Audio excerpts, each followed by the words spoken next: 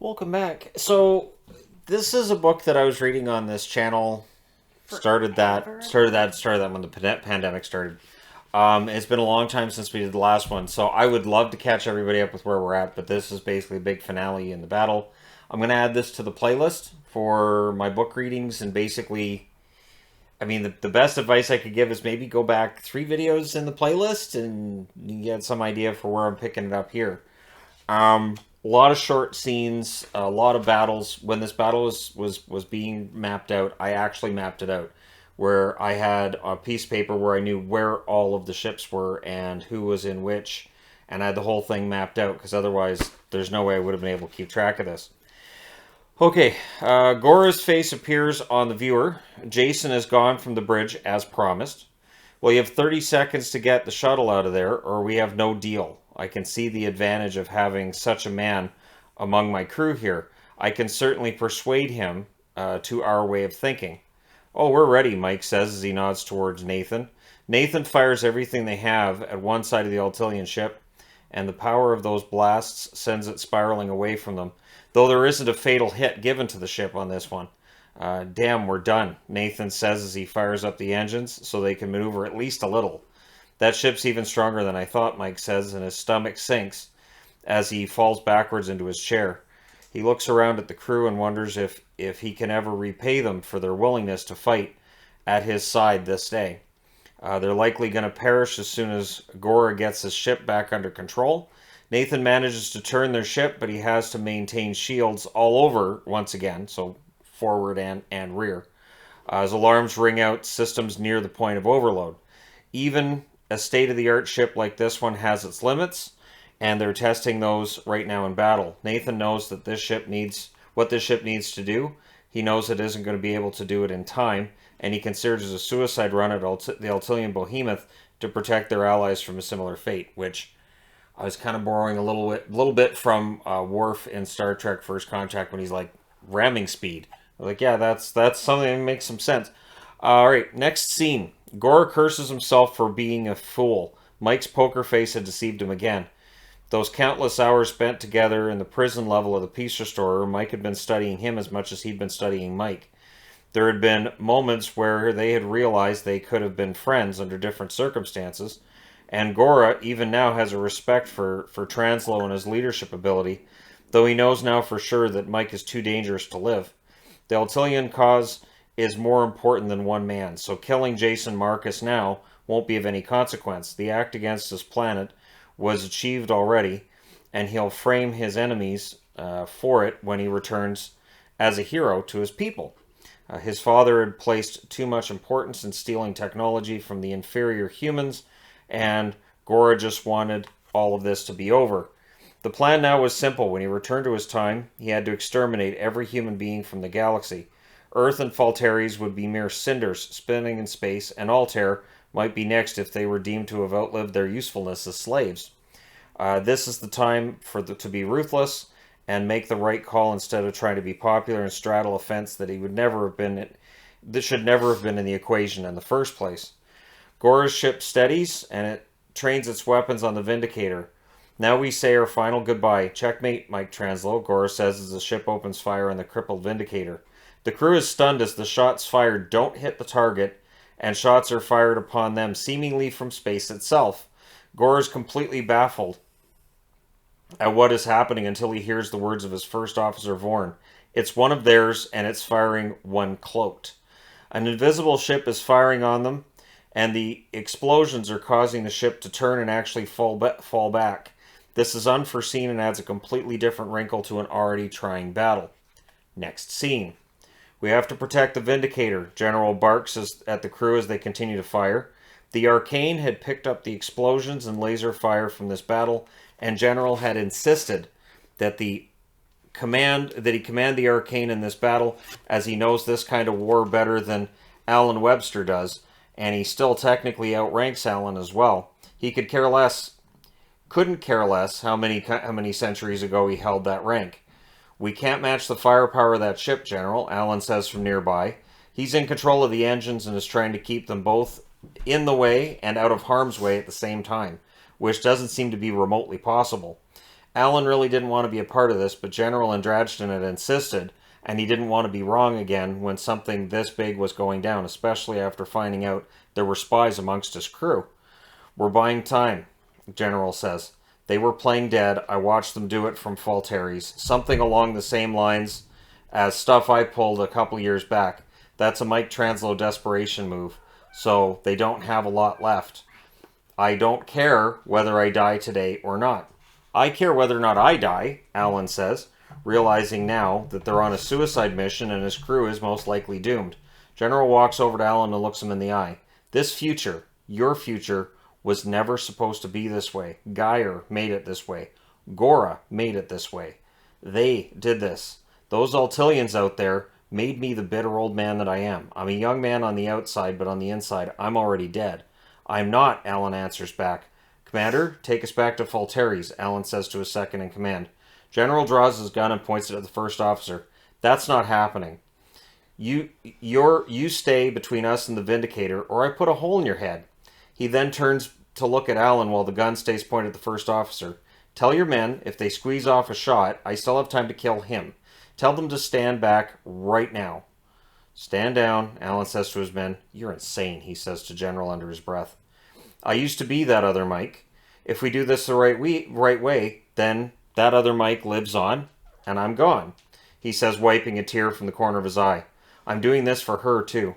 He then slowly pulls back to his chair where he will sit and watch the Altilians try to figure this puzzle out. He just has to buy his other self time. And we switch ships yet again. The Guardian makes its way around Temp even as 10 Altilian warships arrive at their location and try to finish the work that their allies started. Tanya's gripping the arms of her chair so tightly her fingers hurt. They have to time this perfectly. Dizak had told them this would be the trick for them and should end this horrible future in its tracks. Craig shakes his head while he tries to aim at the right ships and think strategically about where he's aiming and why. He hadn't been in a situation like this, and his brain didn't have time to decide whether or not he liked it either. He knows that any of the warships chasing them could be dead in a one-on-one battle, but they're using sheer numbers to overwhelm the Guardian. As they round the planet and see the battle that's raging on the other side, Tanya slowly stands from her chair. An invisible ship is firing in the Altilians, and the Vindicator that it is protecting has been damaged. The damage to the engines can be seen even from this distance. The ship was too much for a Vindicator in the end, and now the Guardian was clearly the healthiest ship left in the battle. It would have to help the invisible Arcane while ensuring the survival of E-215.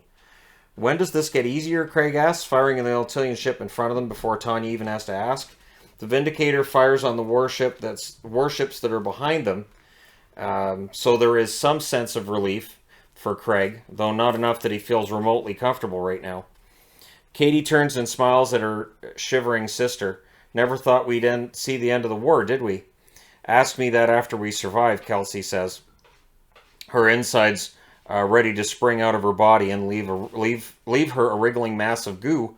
She has never seen anything like this, even in history class. She's trying to process this evolving battle in her mind, but it's growing increasingly difficult. Oh crap, Tanya says as she looks towards Falteri's and sees ships approaching. There are civilian ships joining the battle, ones with minimal shields and weapons.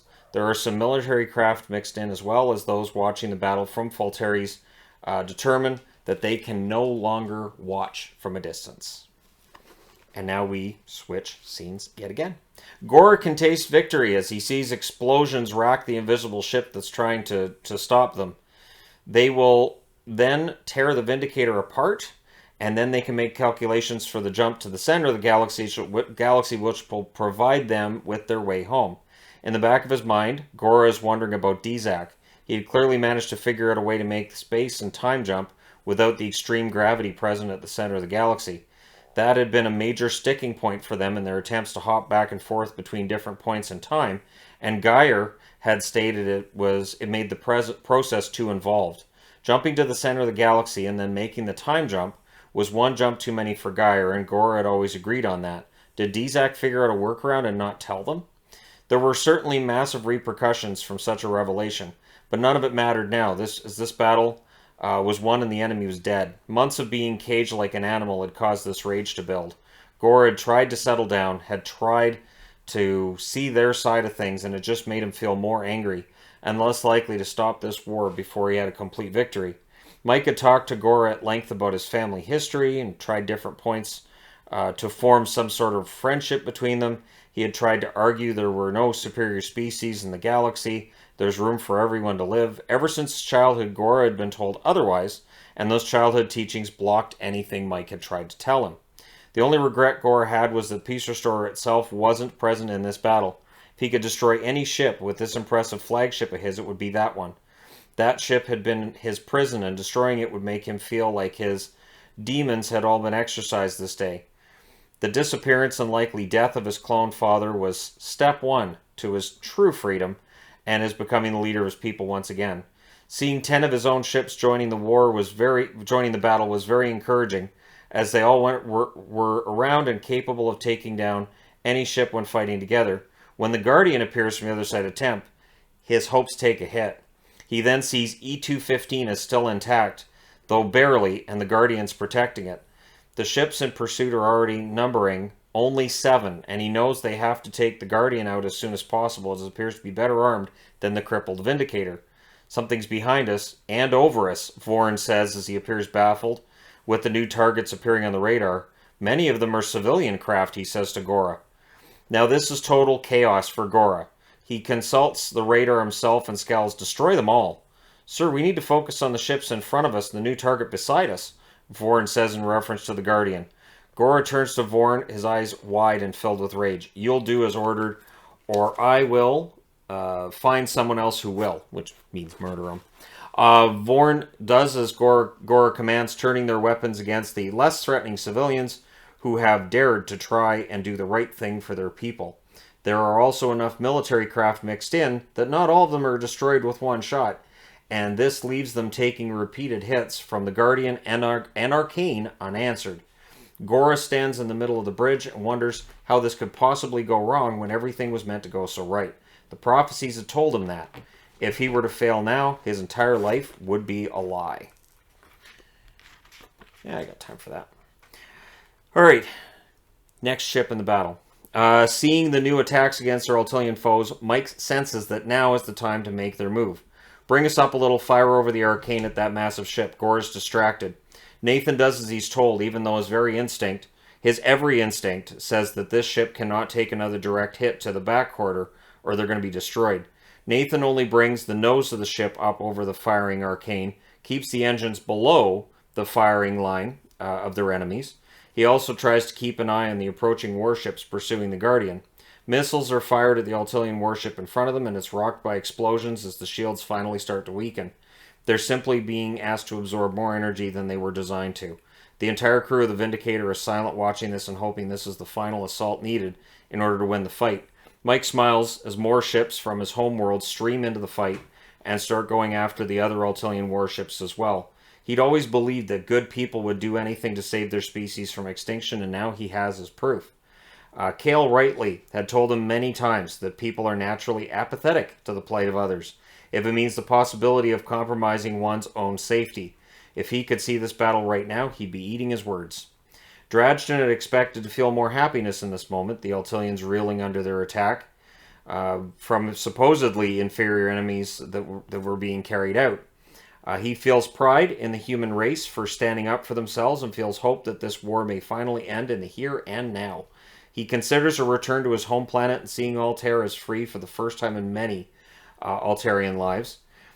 Slavery in this galaxy can finally be abolished. The shadow of Geyer and Gora no longer hanging over his people. Nathan actually lets out a cheer as a bright explosion appears on the screen near the bridge of the Altilian flagship.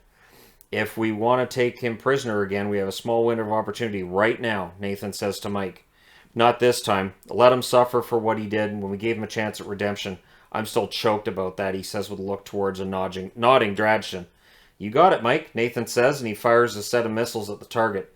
They hit and tear the flagship violently in half. A cheer is heard throughout the ship as the ultimate Altilian weapon is neutralized. And now we go back to Gora's ship. He's not in a good mood. "Fire, fire," he shouts.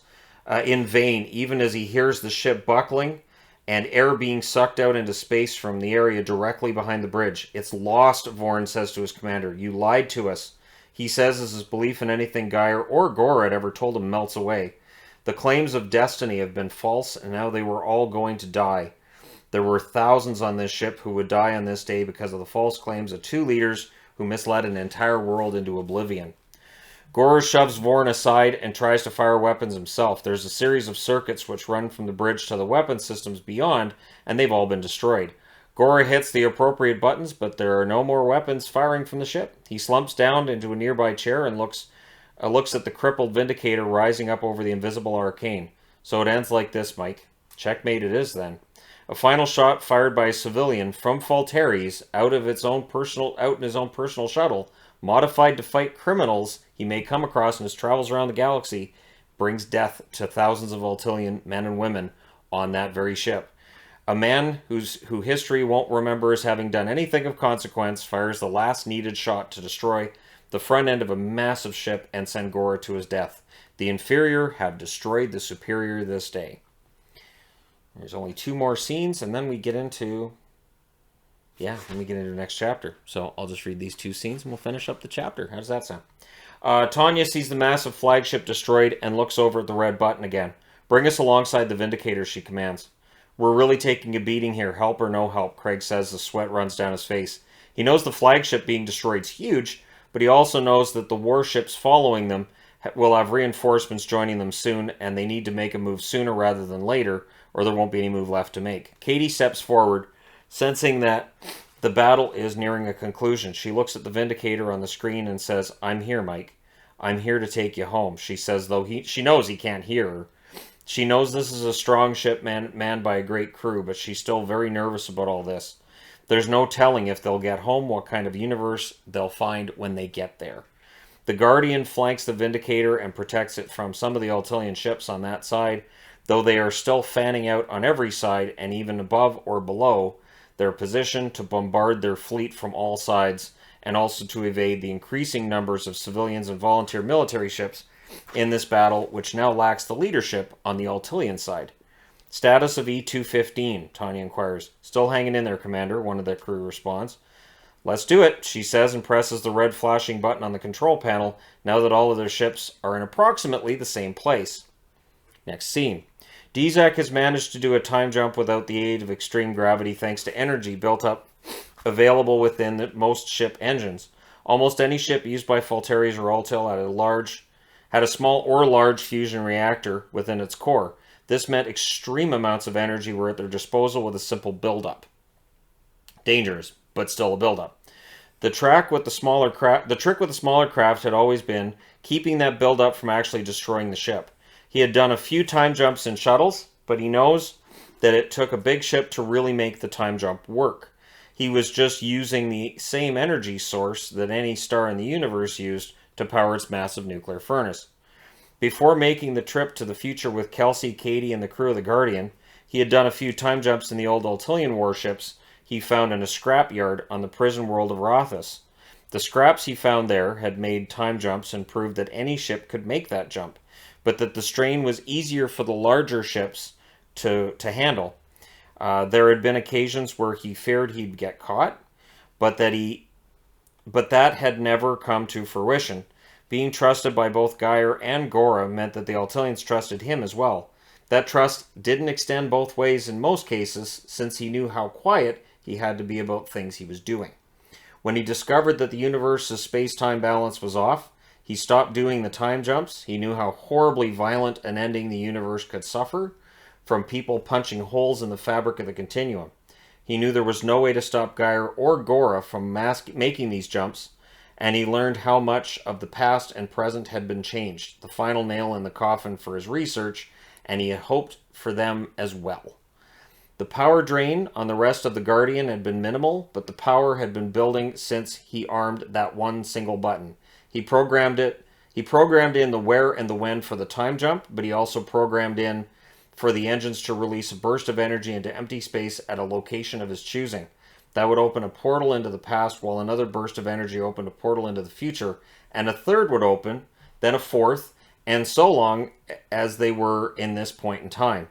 In the space directly in front of the Vindicator, Guardian, Arcane, and E-215, a large portal opens and the ships move towards it. This is the opening that they've been waiting for. The Guardian continues to tear open holes in the space-time continuum, even as they move towards the opening to what they hope will be their time in the universe. A confused and terrified Altilian fleet also turns to follow them through the portal as the universe starts to glow around them. There's a loud hum ringing throughout the ship as this universe and this point in time is being torn apart by the numerous tears in the fabric of the continuum.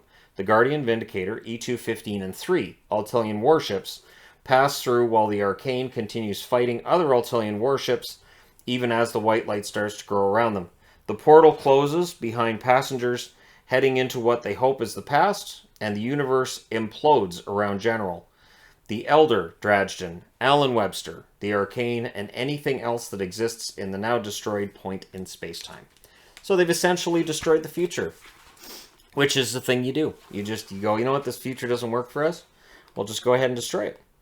And so we've got one more chapter and then an epilogue, and I'll be getting into that soon enough. So there you go, Kai. I finally did it. I continued the reading of the book, and I'm apologizing it's taken this long, but I've done it. So, again, for people going, what did I just hear? You'd have to go back and look at the other videos. So there's a lot of them, and again, it was something that during the pandemic, it was great. So there you go. Thank you guys so much for watching. I will talk to you again soon. I promise.